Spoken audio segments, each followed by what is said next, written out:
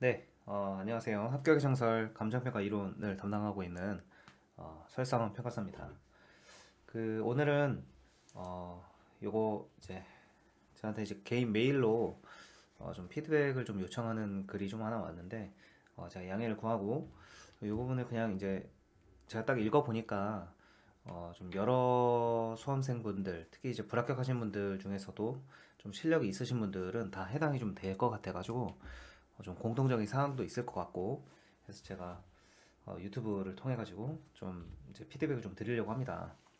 일단 이분은 상당히 고득점을 받으신 분이에요. 48.5점을 받으셨거든요. 보통 지금 나와 있는 점수들이 보면 최고점도 사실 이론에서 지금 높지가 않은 편이거든요. 이번 시험에서 34회 시험인데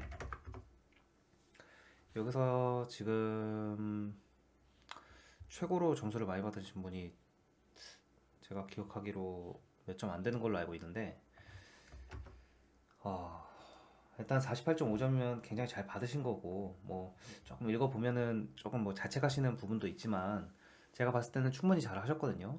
그래서 이분의 복귀 답안이랑 그리고 제가 채점해드린 점수 그리고 이분이 실제 득점한 점수를 보면서 떤 점이 좀 부족했을지 아니면은 뭐 어떻게 보완을 해야 될지 뭐그 부분을 조금 같이 한번 확인해 보려고 합니다. 그래서 이번 시험에서 좀 불행히도 총점 미달로 불합격을 하셨어요. 제가 봤을 때 이론 48.5점 정도 받으실 실력이시면은 사실 이론에서는 거의 합격권이라고 보셔도 되거든요. 뭐 이론도 높은 점수를 받지 못했다고 하시는데 이론은요, 저희는 그 목표 점수가 50점이라고 보시면 됩니다. 50점만 받아도 일단 평균보다는 잘한 점수가 되고요, 무조건. 뭐 우리가 이론은 사실 고득점을 목표로 할 수는 없어요. 고득점을 하겠다고 해가지고 되는 과목이 아닙니다. 이론은. 저도 뭐 이론에 대해서 잘한다고 생각을 하지만 어, 실제 시험에서도 사실 저도 뭐 고득점을 받은 편은 아니고요. 뭐 이론 고득점이라는 거는 매년 시험 들어간다고 해가지고 항상 받을 수 있는 점수가 아닙니다. 법규는 가능하거든요. 실무도 조금 애매해요. 실무도 조금 애매한데 왜냐면 실무랑 이론은 소위 이제 운빨을 좀 탑니다. 그러니까 문제가 얼마나 잘 나오는지 그리고 그 채점이 얼마나 좀 후하게 되는지 이제 그런 것들에 좀 영향을 받는데 법규는 이게 가능한 이유는 일단은 문제 풀이라는 게 사실은 좀 한정적이기도 하고 판례를 바탕으로 좀 출제가 되니까 그리고 뭐 정답이 있는 과목이거든요. 그리고 이제 과목 자체가 좀 역사가 좀 오래됐으니까 어떻게 보면 어, 정형화된 답이라는 것도 이제 가능하기 때문에 법규는 우리 시험에서 무조건 고득점을 받아서 합격을 하는 게 맞고요. 실무랑 이론은 적당히 한 50점 정도만 받으시는 게 제일 좋습니다. 실무는 이제 좀 채점이 후하게 됐다 하면은 이제 60점까지도 바라보면 되게 좋고요. 그렇게 되고 이론은 그래서 결론적으로 48.5점이면 상당히 잘 받으신 편이다. 네, 저는 그렇게 얘기를 하고 싶습니다.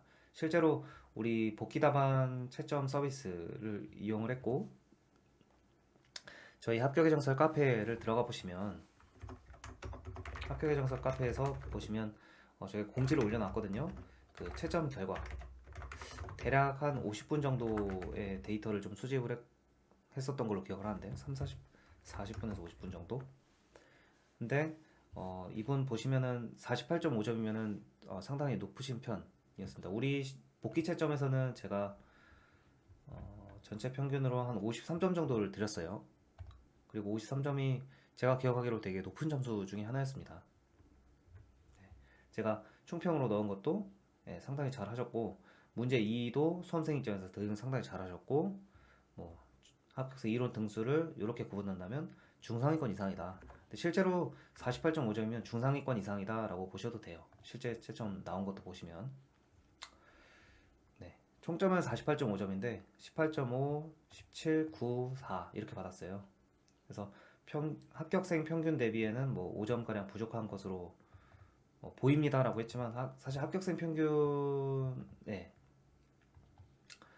보다 이제 잘하신 편입니다. 이 정도면은. 시험이 3년 차였고 이제 4년 차. 3년 차니까 이제 점수는 어느 정도 되신 거나 마찬가지예요. 그래서 저한테 이제 복귀 답안 채점 서비스를 이용했을 때는 이제 중간각 53점으로 받으셨고, 이제 다른 평가사님한테 문의했을 때도 뭐 50점 넘는다. 예, 답안이 제가 이제 그거 볼 거지만, 제가 이미 봤던 답안이지만, 딱 봐도 이 정도는 그래도 50점 안팎은 받겠다라는 그 정도의 답안이었습니다. 네. 그리고 복귀를 또 당일에 하셨던, 굉장히 간절하시고 성실하셨던 분이기 때문에 복귀를 당일 하셔서 뭐 큰 차이는 제가 봐도 없을 것 같습니다. 당일에 복귀를 하셨으면 저도 당일에 복귀를 해봤고, 실제 시험장 그 복귀 답안 하는 거 확인해가지고 해봤거든요. 근데 별로 반 차이 없더라고요. 근데 이제 예상보다 뭐 낮은 점수가 나오셨다고 하는데, 사실 이 정도는 낮은 점수는 아니고요. 예. 그러고 뭐 저득점, 네, 이제 이 문제를 이제 분석을 하신 거를 이제 말씀해 주셨어요. 일단 이분이 어떻게 작성을 하셨길래 이 점수를 받았나 한번 좀 간단히 살펴보면은, 일단 1번이 18.5점인데 이거 관련해서 조금 이슈가 있는 것이, 이번 시험에서 제가 예상한 점수대가 있는데, 1번은 상대적으로 좀 낮게 준 편에 속했고요. 2번이랑 3번은 좀 높게 준 편에 속하고, 그다음 4번은 그냥 평년대로 그냥 잘 썼으면 잘 주고 못 쓰면 못 주고, 네, 그렇게 채점이 된 것 같아요. 그래서 저는 이번에 채점을 할 때 1번에 대해서는 사실 좀 어느 정도 정답이 좀 있다고 생각을 해서 좀 점수를 전 나름대로 좀 높게 준 편이라고 생각을 했거든요. 근데 전반적으로 지금 몇 개 이제 피드백으로 들어오는 거 보니까 1번에서 점수가 조금 낮게 나간 것 같습니다. 이게 아무리 뭐 내용을 썼더라도 1번에서는 점수를 좀 많이 안 줬고, 2번, 3번에서는 생각보다 이 정도 썼는데 점수를 이만큼이나 주네 싶을 정도로 점수를 좀 줬습니다. 네. 뭐 비교를 하자면은 제가 1번에 22.75점 이렇게 해서 드렸는데, 이분이 실제로 받으신 거는 18.5점. 근데 이 정도 차이는 다른 분들도 좀 공통되게 발견되는 그 정도 차이였어요. 그다음 2번이 17점, 3번이 9점인데, 네. 2번이 17점, 3번이 9점. 네, 2, 3번은 똑같았습니다. 4번도 한 4.25점 이 정도 드렸었는데 실제로 한 4점 받았었고요. 그래서 2번이랑 3번은 제가 봐도 딱 2번은 잘 받으시겠다라고 생각이 딱 들었던 게, 내용을 꽤 많이 채우셔서 잘 쓰셨습니다. 그래서 1번에 어떻게 보셨나 보면은, 우리 시험 문제가, 네, 1번은 수익하는 법, 직접 하는 법이랑 DCF에 관한 문제가 나왔었어요. 그래서 물음 1에서는 개념 및 가정의 비교에 대해서 비교 설명하라라는 문제였는데, 개념을 쓰고 가정에 대한 비교 설명을 했어요. 그래서 공통점과 차이점을 쓰셨고, 뭐 공통점에 대해서 장래 편익을 현재 가치화하는 개념이다. 뭐 장래 발생할 불확실성을 고려하는 방법이다. 뭐 차이점에서도 환원 대상, 자본하는 방법 차이, 그리고 환원 대상 보유 기간, 뭐 위험 반영, 뭐 잘 쓰셨죠? 이 정도면 되게 잘 쓰신 거고, 제가 이 부분에 있어서도 점수를 충분히 높게 드렸습니다. 8점에서 10점 드렸는데, 아마 이런 거에 있어서 좀 짜잘하게 점수가 이제 만점이라고 하죠. 그러니까 보통 저는 개인적으로 이 문제는 1번은 만점을 그래도 한 70%, 80% 정도까지는 상정을 해놓고 이제 거기서 조금씩 깎인 형태로 점수를 주지 않을까 했는데, 애초에 그 비율이 좀 많이 낮았던 것 같습니다. 그래서 1번도 잘 쓰셨고, 2번도 보면은 제가 7.5에서 9점 정도 드렸었는데, 투하자본 회수, 네.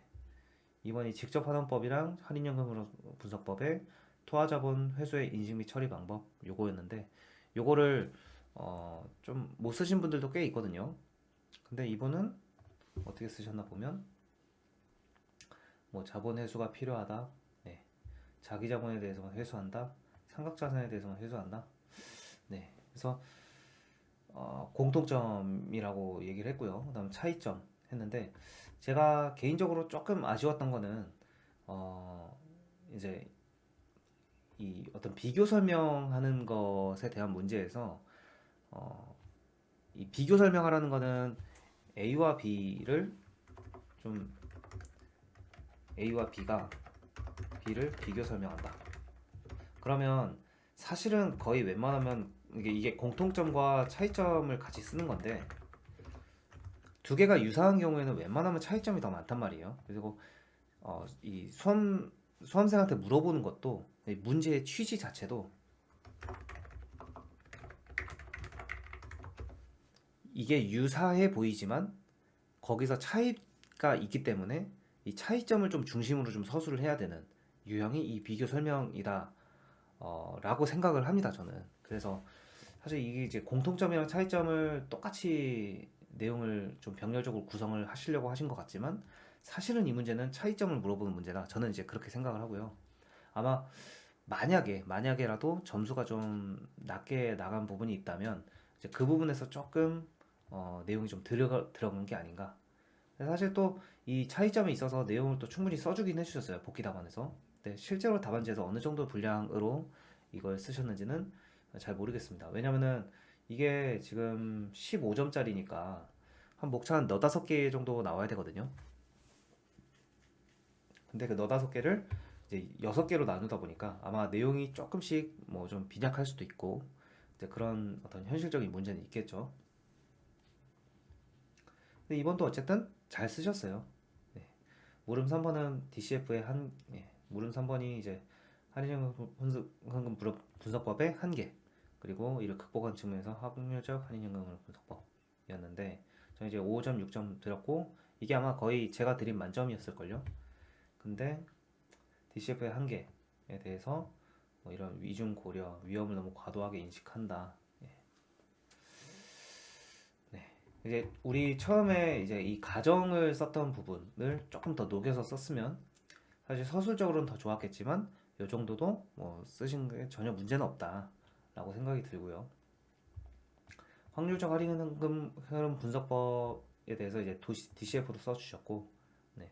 방법도 잘 쓰셨고 한계 극복하는 측면, 네. 1, 2, 3을 극복한 측면이 있다. 근데 이게 이 문제의 취지가 또 한계에 대해 설명하고 이제 그를 극복하는 측면에서 설명하라고 했으니까 이제 이것을 어떻게 극복하는지 그 부분을 좀 더 그 배점을 이제 우리가 10점이라고 한다면 그래도 한 6점 정도는 이 극복하는 어떻게 극복을 하는지 이제 그 부분을 좀 더 두텁게 서술을 하시는 것이 어떤 문제의 취지를 좀 잘 이해한 답변이라고 할 수 있겠죠. 근데도 이 정도면 그래도 잘 쓰신 편이다라는 거를 말씀드리고 싶고 18.5점이면 그래도 합격생 중에서도 잘 받으신 편이에요, 점수를. 그래서 뭐 1번에서 뭔가 특별하게 잘못한 게 있나라는 거를 말씀해 주셨는데 여기서 보면 네. 예를 들어서 문제 1에서 공통점 차이점을 계속 억지로 맞추려고 한 점. 사실 요거는 개선이 들어가야 되는 건 맞습니다. 4년차 이제 공부를 하실 때 뭐 이게 사실 공통점이랑 차이점 개수를 맞출 필요가 전혀 없거든요. 네. 이거를 뭐 뭐 사실 그냥 이거는 문제의 취지만 잘 파악을 하면 되는 것이지 문제에서 뭐 공통점 차이점 맞추라고 한 적도 없고 그냥 맞추면 수험생들이 보기에 아름다워 보이잖아요. 그러니까 아마 그런 것 때문에 이제 공통점이랑 차이점을 좀 맞추는 그런 어떤 좀 수험계 관행이 좀 있기는 한데 굳이 그렇게 안 하셔도 된다. 굳이 하자면 내가 나한테 잘 보이는 것을 초점을 둬서 하면 된다. 그래서 저는 이제 그것을 비교 설명에서는 차이점이라고 설명을 드리고요. 인식 및 처리 방법이라는 단어를 보고 이제 인식과 처리를 곡차를 같이 써야 될지 따로 써야 할지 이걸 과도하게 이제 고민하셨다고 하는데 이것도 사실 우리가 정답을 찾아가는 측면이라기보다는 조금 이제 시험장에서 이제 그 어떻게 해결할지에 대한 건데 어, 이 답안 구성은 특히 시험장에서는 보이는 대로 하셔야 됩니다. 그러니까 보이는 대로라는 거는 일단 1차적으로는 정답을 고민하는 게 맞겠죠.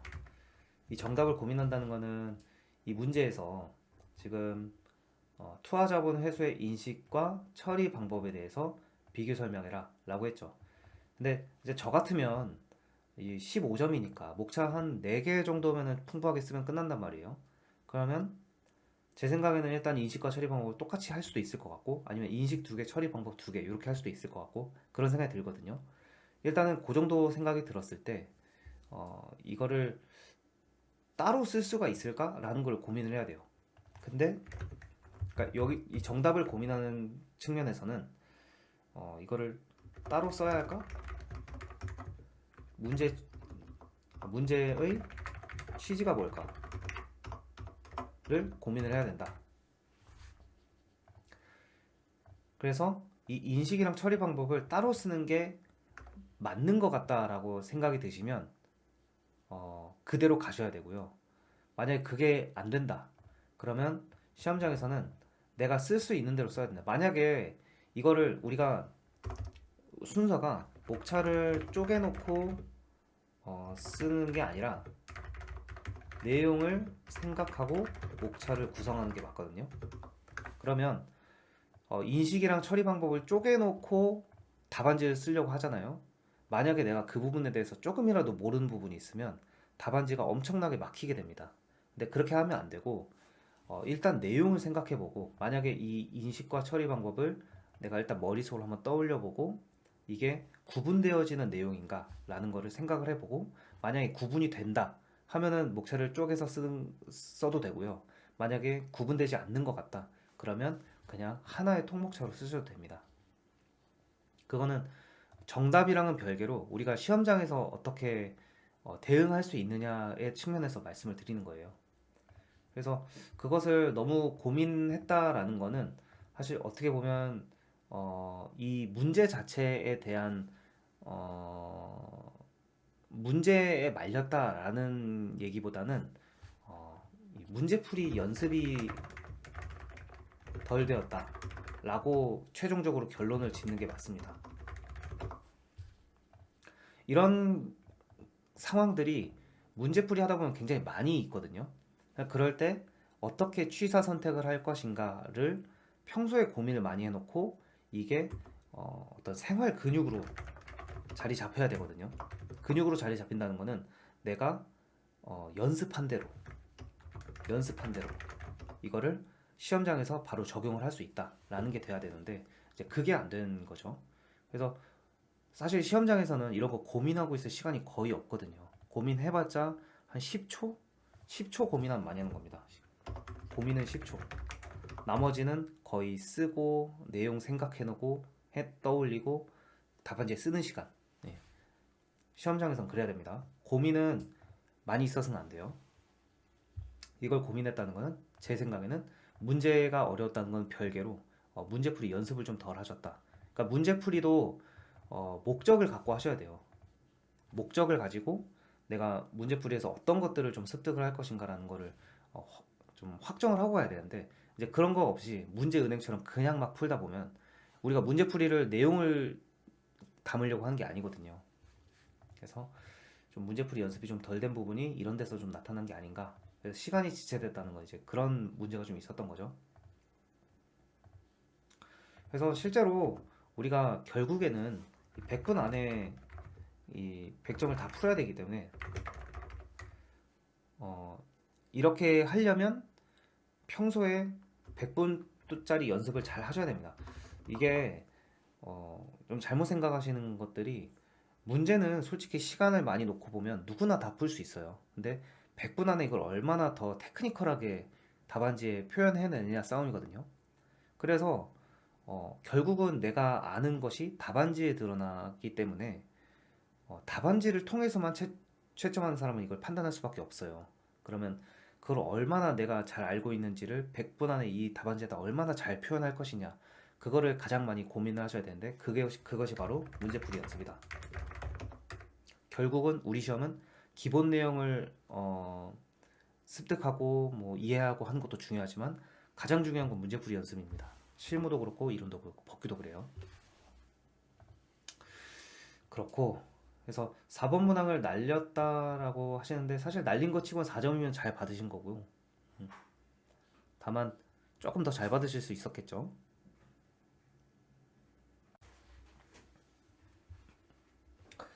네, 4번은 뭐 날렸지만 점수를 어떻게 이렇게 받았는지는 뭐 제가 어, 뒤에서 말씀드리고, 고민한 시간 대비해서 문제의 득점에도 유의하지 않았던 것 같습니다. 예, 요거는 확실하게 파악을 하셨어요. 사실 우리가 시험장에서 고민한다고 해가지고 점수가 높아지지는 않습니다. 네, 이렇게 고민할 거리를 보통 우리가 시험 보기 전에 항상 그 문제풀이로 다 다져놓고 그러고 시험장 들어가는 거예요. 문제 1번은 그랬고, 반대로 크게 고민 안 하고 풀었던 문제가 득점률이 가장 높았다. 근데 이것도 어쨌든 문제 2번은 17점이면 상당히 잘 보신 편인데, 남들도 사실은 좀 요 정도에 근접한 점수를 많이 받긴 했어요. 근데 그 중에서도 되게 잘 받으신 편입니다. 17점이면. 무릎 1은 정형화된 유형으로 준비한 방식 그대로 큰 고민 없이 풀었고, 무릎 2는 남들 다 못 쓴 문제라고 생각해서 저도 부담을 내려놓고 생각난 대로 썼습니다. 사실 뭐 생각나는 대로 쓰셨다고 하지만 이게 이제 이론에서는 어떻게 보면 우리가 내공이라고 하는 거죠. 네. 문제 어떻게 쓰셨는지 보면 문제 2는 이런 거였거든요. 네. 기준가치 중요성에 대해서 설명하고 택지 목적 감정평가서의 기준가치도 넣어하시고, 문제 물음 1번 쉬웠죠. 근데 물음 2가 뭐 이 지역요인 비교 내용의 적정성 해서 세부 심사 의견 기술하시고 15점 있었죠. 이 문제에서 핵심은 이 심사 의견을 얼마나 내가 풍부하게 이론적인 내용을 곁들여서 잘 쓰느냐가 되겠고, 이거를 어떻게 쓰셨냐면 일단 기준가치 중요성 쓰라고 했죠. 중요성에 대해서 설명하고, 그 다음에 경제적 가치 판정하는 측면, 그리고 감정의 의의 측면, 뭐 제 생각에는 중요성이라는 목차에 대해서는 그냥 하나만 써도 되는데 어쨌든 뭐 두 가지 측면으로 열심히 써주셨어요. 그래서 이 부분도 잘 하셨고, 택지 목적 평가의 기준가치, 그래서 감점 평가의 기준가치를 감식에서 어떻게 규정하고 있는지, 그리고 거기서 규정하고 있는 시장가치라는 것과 시장가치 외의 가치라는 것이 무엇인지, 택지 평가의 특성이 어떤 것인지, 예, 특성이 보면은 뭐 조성원가법 부방법으로 하고 뭐 이러이러한 해서, 네, 그렇다. 그래서 기준가치는 시장가치 외의 가치다. 결론까지 논리적으로 아주 잘 서술해 주셨죠. 그리고 물음 2에서 이제 지역요인 비교의 적정성을 얘기하라고 했으니까, 일단 우리 감정평가 이론에서 배운 이 지역요인 비교라는 것이 어떤 것인가 라는 거를 쓰셨고요. 당연히 무조건 들어가야 되는 목차고 잘 쓰셨습니다. 그 세부 심사 의견 바로 들어가서 한 6가지 정도의 내용을 쓰셨어요. 이렇게 쓰신 건 상당히 대단한 부분입니다. 왜냐면 이거를 가지고 심사 의견을 우리가 6가지나 뽑아내기가 상당히 어렵거든요. 이제 쓰면서도 사실은 굉장히 소설 쓰는 느낌이 들었을 텐데, 그 부분을 참고 이렇게 쓰신 것도 굉장히 대단했고, 저는 개인적으로 이런 문제에서는 일단 많이 쓰면 많이 쓸수록 상당히 득점에서 유리하다고 생각을 하고요. 비록 그 내용이 틀릴지언정, 왜 틀려도 되냐면 남들도 틀리기 때문이죠. 처음 보는 문제 유형이니까요. 그래서 이 부분이 보면은 뭐 사례와 표준지가 각각 속한 지역에서 최의 유형의 표준 지역 획지인지 여부가 불분명하다. 택지 평가는 용적률이 중요한데 이를 비교하지 않았다. 뭐 획지 조건을 환경 조건 안에 포함했다. 사실 뭐 격차율을 소수 두 제자를 결정한 이유 미제시, 뭐 가로 행정 기타 유사한 구제 설명이 없다. 네. 사실 하나하나 내용만 보면 저는 개인적으로 굉장히 쓰기 어려운. 왜냐면 저는 실제로도 실무를 하는 사람이고, 이제 실무를 하는 사람 입장에서 이게 굉장히 이상해 보이진 않거든요. 그러니까 엄청나게 이상해 보이진 않거든요. 이 표 자체가 실무적으로 쓰는 이제 그런 유형이기 때문에. 근데 아마 이 출제하신 분은 또 채점도 이렇게 하신 거 보니까 이제 여러 가지 어떤 이론적인 의견을 좀 보려고 하신 것 같아요. 근데 제 생각에는 이제 그 부분에 있어서 수험생들이 잘 쓸 수 없는 문제를 좀 출제를 했다고 생각을 하는데, 어쨌든 이 부분은 이제 사실 정답을 맞추기도 어렵고 하기 때문에 이 세부 심사 의견을 어쨌든 잘 여러 가지 측면에서 최대한 열심히 써보려고 해주셨다. 그래서 이런 유형은 사실 조금 운이 좀 작용을 하기도 했고요. 왜냐면은 이렇게 해가지고 점수를 많이 받으면 사실 그런 고득점은 그 시험에서만 유효하게 됩니다. 다른 시험에서 이런 문제가 안 나올 수도 있거든요. 오히려 1번이나 4번 문제 같은 거는 또 나올 수 있는 그런 유형이기는 한데, 이런 2번이나 뭐 문제 3번이나 이런 거는 잘 나오지 않을 가능성이 높기 때문에 이제 그 부분에서 조금 조심을 하셔야 되고요. 이거를 제가 뭐 1번도 한 8에서 9점, 2번도 8에서 9점, 뭐 거의 좀 높은 최고치 점수까지로 좀 들었었는데 점수가 그 정도 나왔어요. 아마 물음 1, 2 둘 다 고르게 고득점을 하신 것 같습니다. 그래서 점수가 이렇게 나왔고, 네, 남들 다 못 쓰는 문제라고 생각하시면은 그냥 말씀하신 대로 부담 없이, 부담 내려놓고 말씀하신 대로 그냥 생각나는 대로 쓰셔도 됩니다. 아마 그 부분에서 강점이 좀 있으신 것 같아요. 문제 3도 전반적으로 답이 명확한 문제가 아니면 판단했어야 했고 최종에 알 수 없게, 네, 이런 근거를 대줬어야 됐는데 이제 소위 글발로 설명이 된다고 자만을 했고 관련 규정 등에 있어서 빈익했다. 네, 이것도 사실은 맞는 말씀이세요. 내가 만약에 아무리 이제 뭔가 그냥 무에서 유를 만들어내야 하는 문제에 자신이 있다고 한들 그게 정말로 그런 문제인지를 판단하셔야 됩니다. 예컨대 문제 3번 같은 경우는 공정성과 독립성을 확보할 수 있는 수단 3개, 뭐 이런 시스템의 역할 등등 관련해 가지고는 우리 감정평가의 어떤 그 실무 기준이나 관련 규정이나 이런 것들을 최대한 인용해서 쓸 수 있는 어떤 그런 내용들이 몇 가지 있거든요. 그런 게 있는 경우에는 최대한 그것을 같이 써야 되고, 만약에 그것을 채점자가 출제하는 사람이 정답이라고 상정한 경우에는 글발로만 밀어서 쓴 글은 상당한 저득점의 원인이 될 수가 있습니다. 그래서 답안을 어떻게 쓰셨나 보니까, 네, 뭐 공정성, 독립성이 필요한 이유, 뭐 이해관계 조정, 네, 뭐 금융기관은 어쩌고 저쩌고, 의사결정 기준 제시, 금융기관은 이런 걸 해야 되는데 공정성과 필요성이 뭐 필요하다. 라고 그냥 사실 누구나 쓸 수 있는 그런 어떤 내용을 써주셨고, 확보할 수 있는 수는 윤리 규정과 뭐 평가 심사 검토, 네, 절차 및 평가적 구체화라고 하셨는데, 그래도 이 정도만 해도 저는 개인적으로 잘 쓰셨다고 생각을 하고, 저도 요거에 대해서 한 8에서 9점, 10점 드렸는데 실제로도 이 점수를 받으셨죠. 네. 그래서 문제 뭐 이거에 대해서는 사실 어, 못 쓰셨다고 생각은 하시지만 저는 개인적으로 이렇게 판단하신 게 일단, 만약에 판단하셨다면 판단하신 게 맞고, 네, 가장 이 이론에서 좀 실력이라고 하는 부분은 뭐냐면, 실력이라고 할 수 있는 부분, 문제를 보고 문제를 봤을 때 이게 다른 수험생들이 어떻게 체감할 것인지 판단할 수 있는 어, 안목, 능력. 네, 딱 문제를 보자마자 이거는 다른 수험생도 못 쓰겠다, 이런 게 사실 실력이거든요. 그만큼 공부를 하셨기 때문에 아시는 거죠. 내가 이만큼이나 기본서를 보고 뭐 추가 자료도 보고 했는데 모르는 내용이 나왔다? 그러면 남들도 못 쓰겠구나 라는 걸 판단할 수 있는 거. 네, 이런 거 생각해서. 그래서 물음 2에서는 남들도 어차피 똑같이 못 쓰는 내용이니까 부담을 내려놓고 쓰셔서 점수를 잘 받으신 거고, 문제 3번도 사실은 답이 명확한 문제가 아니기 때문에 내가 최대한 이것과 관련돼서 글발로 밀어 쓴다고 하더라도 관련된 규정이 혹시 있는지, 네, 그런 거를 최대한 근거를 대준다.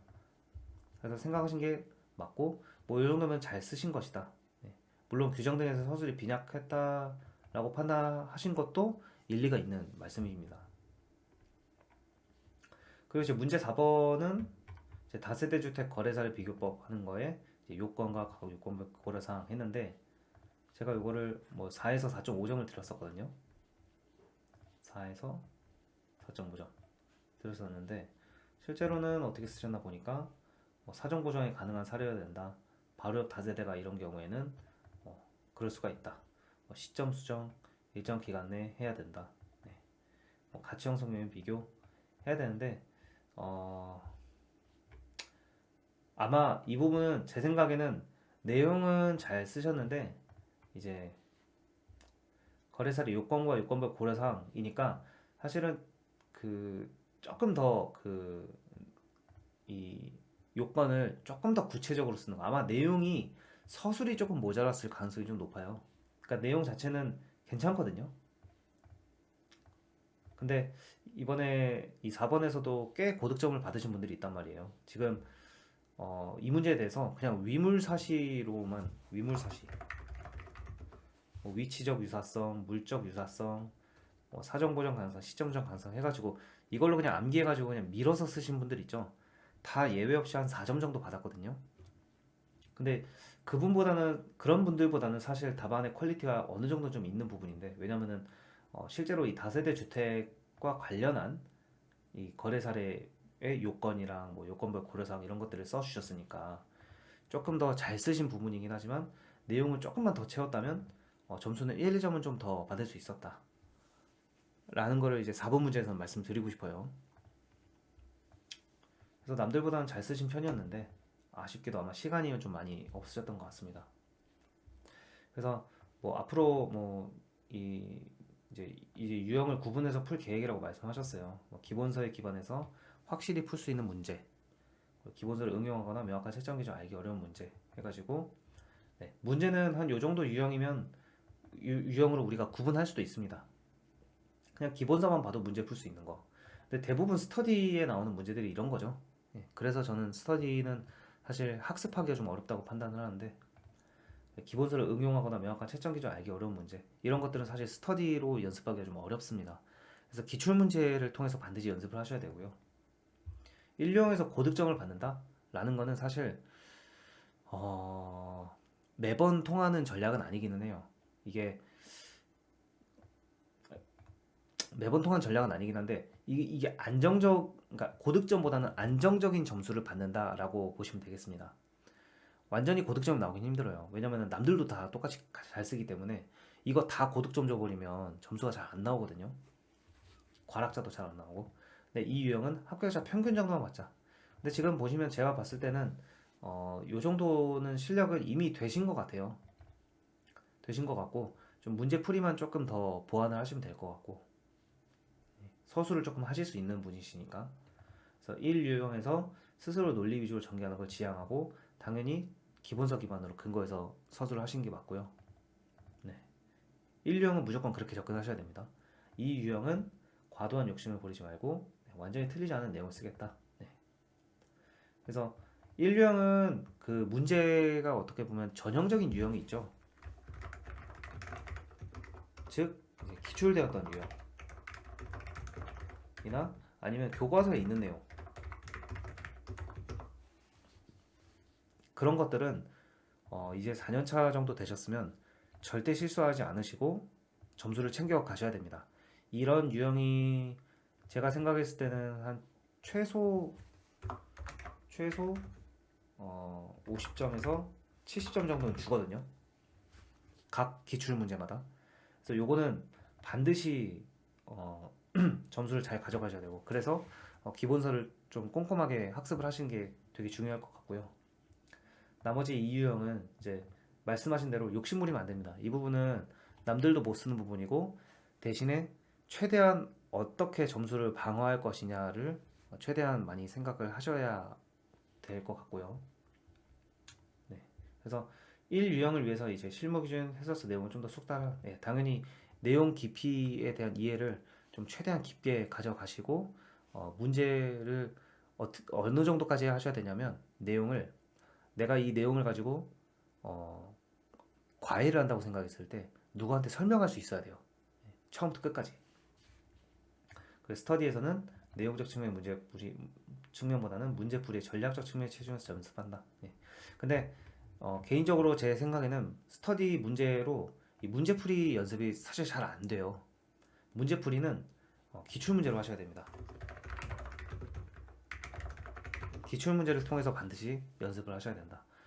이런 1유형과 2유형이 항상 혼합되어 있는 게 기출문제이기 때문에 기출문제로 반드시 학습을 좀 하시기 바랍니다. 그래서 제 생각에는 지금 어쨌든 48.5점이고 이제 총점 미달로 불합격을 하셨다면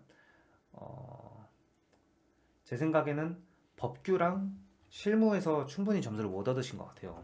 법규랑 실무. 그러니까 총점이 미달되겠죠. 이론에서 점수가 부족했기 때문에 총점이 미달된 건 절대 아닙니다. 이론은 요 정도면 잘하신 거고 법규랑 실무를 좀 더 하셔야 되고 이번에 또 아쉬운 게 실무가 과락률이 좀 높았는데 실무 과락을 넘고도 불합격한 건 상당히 좀 아쉬운 일이긴 한데요.